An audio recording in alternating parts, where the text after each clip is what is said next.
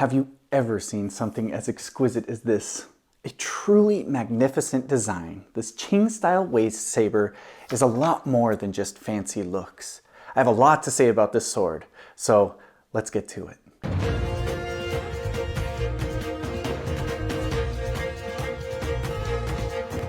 This is the Golden Willow Liu Dao by LK Chen, and it is a magnificent design, very refined and elegant, and it is a one-to-one reproduction of a very well preserved sword from back in the early to mid Qing Dynasty. The blade is finely forged with the Sanmei technique with a T10 core sandwiched between two billets of folded pattern 1060 and T9 for a beautiful light rippling pattern that extends along the blade for a total length of 29 inches and a total sword length of just over 36 inches long.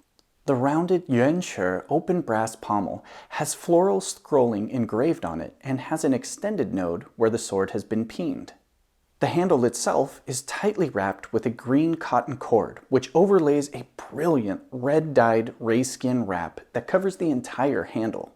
The same open floral scrollwork can be found on the brass fittings along the rest of the sword, from the handle collar to the guard, and along the entire scabbard, from the mouth to the suspension fittings and even the chape. The construction of the scabbard has been done in the traditional style of wrapping wood with a dyed rayskin and then polishing it to a smooth glossy finish. Many historical examples were green, and it beautifully matches the green of the handle wrap on this sword for an overall look that is very exquisite, especially with the accompaniment of the brass fittings. The term Liu Dao means willow leaf saber, and we can really see it in the design of this blade with the gentle sweeping curve and then the narrow tip towards the end. This is a design that we see show up in the Ming Dynasty and gain popularity and continue even through the Qing Dynasty. We can see many design similarities to the Yanling Dao or goose quill saber, from the general blade shape and curvature to the false edge and the fuller grooves. However, we can also see the departure from the very Ming-style Fang fittings that are very geometric and have hard edges for the Yuan style that's very rounded on the blade collar and the pommel. And even when we look at the scabbard design, we can see the scabbard itself is more rounded and the fittings themselves have also become more rounded. During this time in the Qing Dynasty, the country was in a fairly peaceful period. And in general, soldiers and officers still had a requirement of carrying swords, so stipends were given to purchase and maintain sidearms. However, many officers ended up spending their stipends on personal items, gambling, buy-ins, and other things away from what they had to spend on a sword. So swords were just made for the bare minimum, poorly crafted, not very well maintained, because remember, this was a time of peace, so swords were seeing more time in the scabbard than out on the battlefield. The owner of the original sword that this one is based on not only dedicated his entire stipend, but possibly dug into his own wallet to finance not only a high-quality forged blade, but with very refined and exquisite decorations and fittings. Now, one of the elements that I find deserves a little bit more attention would be the usage of color on a sword's handle wrap and tassel. The Qing Dynasty was governed by an 8-banner system that was established by the founder Nurhaci and refined by his son Huang Taiji. Now, not only did the banners represent class rankings for royalty or the elite and government officials, but it was also signifiers of military rank and position. Officers and soldiers that represented a specific banner were called bannermen, and not only was rank evident in the color of their banner, but also in their equipment, like their swords, which allow us to quickly identify the rank of a bannerman when looking at battle paintings or highly detailed commissioned portraits. Finding and studying these portraits have actually been quite accessible, and this is all thanks to the efforts of the Qianlong Emperor as he wanted to record and document all of his military exploits, and in doing so commissioned a very large amount of portraits to be made of bannermen. Each portrait was painted in painstaking detail and was completed with a written eulogy and even poetry by the Qianlong Emperor in both Manchurian and Chinese. Some of the portraits were hand scroll sized, while others were life-size on hanging scrolls. The color of the handle wrap represented the major rank, while the tassel represented the degree of rank. This is similar to how modern martial arts schools work with their belt systems and stripe systems. Now, the ascending order, or for the color order for these swords, were blue, then green, and finally yellow. Now, I should mention that there were other means of signifiers of wealth and rank on a sword, whether it be decorations like embedded jewels or gilded metals. But overall, when we look at a sword, we can make a quick reference to identify their specific rank just based on the color of handle wrap, and we can see to what degree of blue, green, or yellow that the officer held.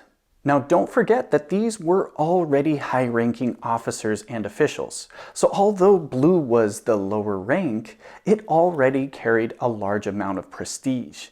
And yellow was reserved for the emperor himself or a very, very high-ranking official, so it was quite uncommon, but not out of the question.